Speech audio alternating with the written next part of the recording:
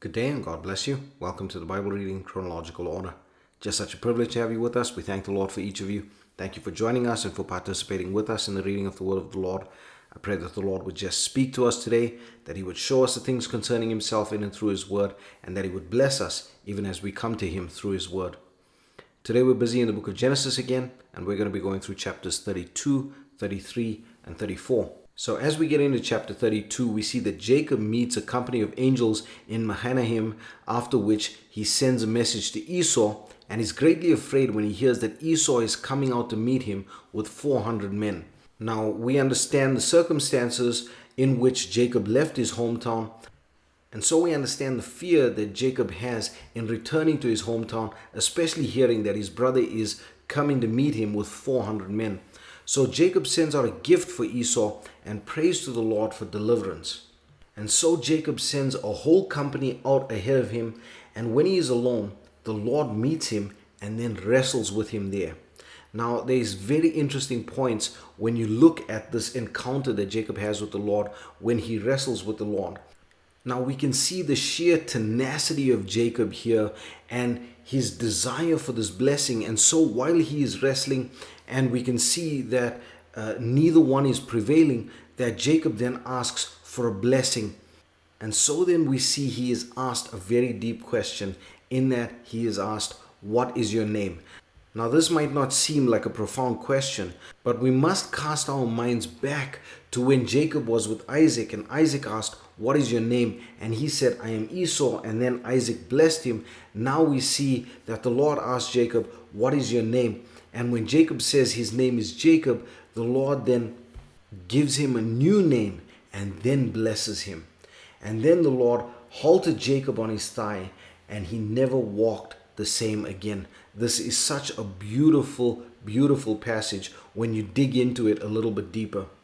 And then we get to chapter 33, in which we see there is a surprisingly cordial reunion between Jacob and Esau. And we can see that even though these brothers had their differences, and not just differences, but we see that Esau hated Jacob for what he had done to him, we see a true brotherly reunion when they come together here. And so then Jacob builds himself a house in Succoth, and he buys a field and builds an altar to the Lord, and he calls it Elilohe Israel, which means the mighty one, God of Israel. And we can see then this change that is happening in Jacob now. Jacob is growing closer to the Lord, taking hold of the promise of God, and he is listening now to what the Lord is telling him. As the Lord told him to go back to the land of his fathers, yes, he did so at night and in secret, but still listening and obeying the voice of the Lord, and then calling on a blessing from the Lord. And here we see then that he is honoring and worshiping the Lord even in this. And then we get to chapter 34, and in chapter 34 we see that Dinah, the daughter of Jacob, is defiled by Shechem, and so the sons of Jacob devise a plan to have their revenge. They say to Shechem that all the males in the land need to be circumcised in order for him to be able to marry Dinah.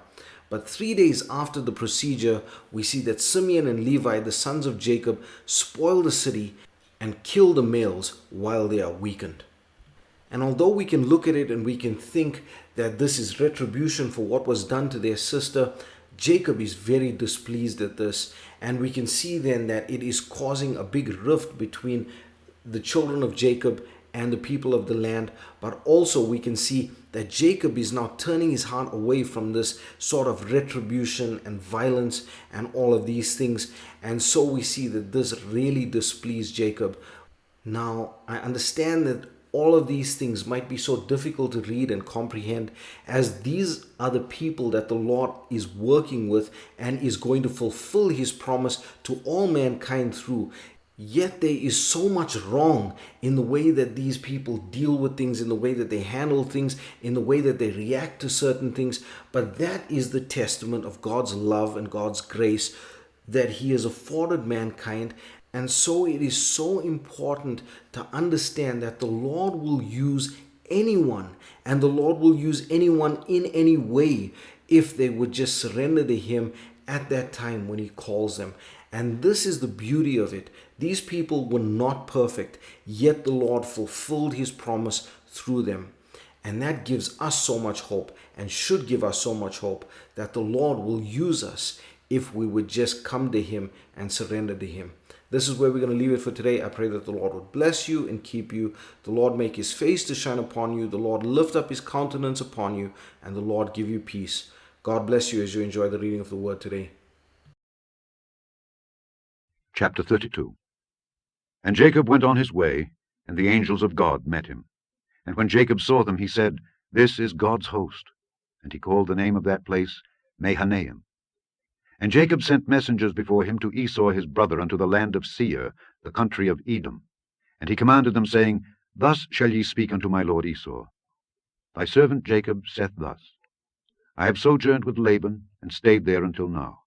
And I have oxen and asses, flocks, and men servants and women servants. And I have sent to tell my lord that I may find grace in thy sight. And the messengers returned to Jacob, saying, We came to thy brother Esau, and also he cometh to meet thee, and 400 men with him.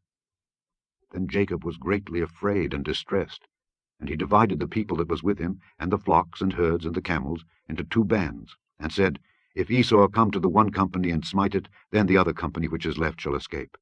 And Jacob said, O God of my father Abraham, and God of my father Isaac, the Lord which saidst unto me, Return unto thy country and to thy kindred, and I will deal well with thee. I am not worthy of the least of all the mercies, and of all the truth which thou hast showed unto thy servant. For with my staff I passed over this Jordan, and now I am become 2 bands. Deliver me, I pray thee, from the hand of my brother, from the hand of Esau. For I fear him, lest he will come and smite me, and the mother with the children. And thou saidst, I will surely do thee good, and make thy seed as the sand of the sea, which cannot be numbered for multitude. And he lodged there that same night, and took of that which came to his hand a present for Esau his brother, 200 she-goats and 20 he-goats, 200 ewes and 20 rams, 30 milch camels with their colts, 40 kine, and 10 bulls, 20 she-asses, and 10 foals. And he delivered them into the hand of his servants, every drove by themselves, and said unto his servants, Pass over before me, and put a space betwixt drove and drove. And he commanded the foremost, saying, When Esau my brother meeteth thee, and asketh thee, saying, Whose art thou, and whither goest thou, and whose are these before thee? Then thou shalt say, They be thy servant Jacob's. It is a present sent unto my lord Esau. And behold, also he is behind us. And so commanded he the second and the third, and all that followed the drove, saying, On this manner shall ye speak unto Esau when ye find him. And say ye moreover, Behold, thy servant Jacob is behind us. For he said, I will appease him with the present that goeth before me, and afterward I will see his face. Peradventure he will accept of me. So went the present over before him, and himself lodged that night in the company. And he rose up that night, and took his 2 wives, and his 2 women servants, and his 11 sons, and passed over the ford Jabbok. And he took them, and sent them over the brook, and sent over that he had.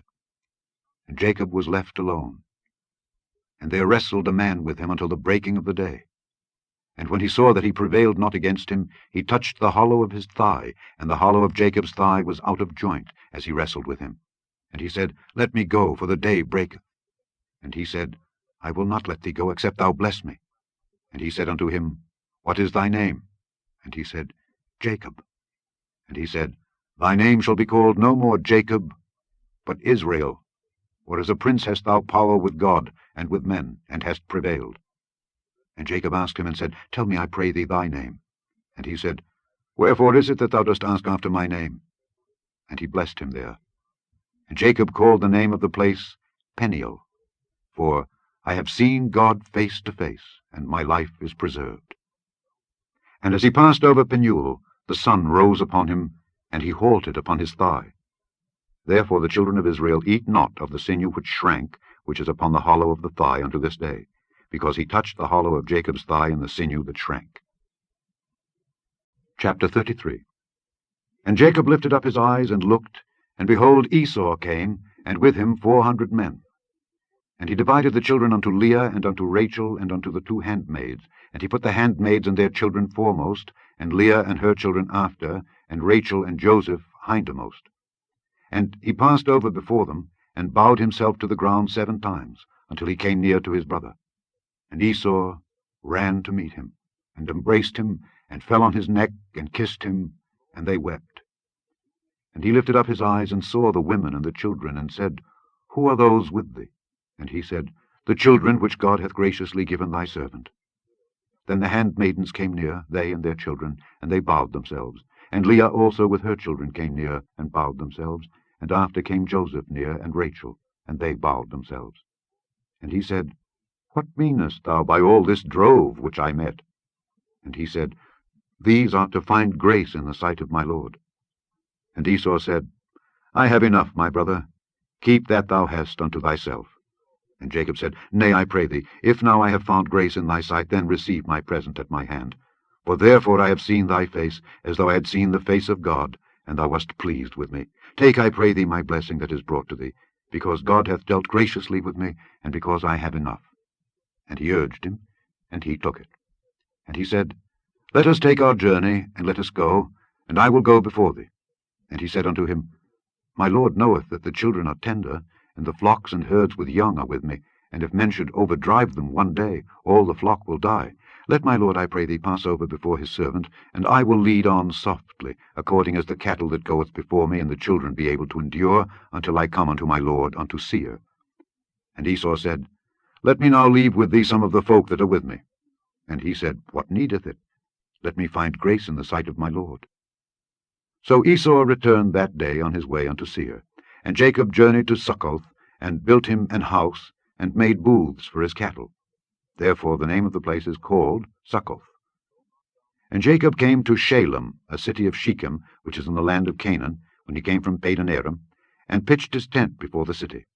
And he bought a parcel of a field, where he had spread his tent, at the hand of the children of Hamor, Shechem's father, for 100 pieces of money.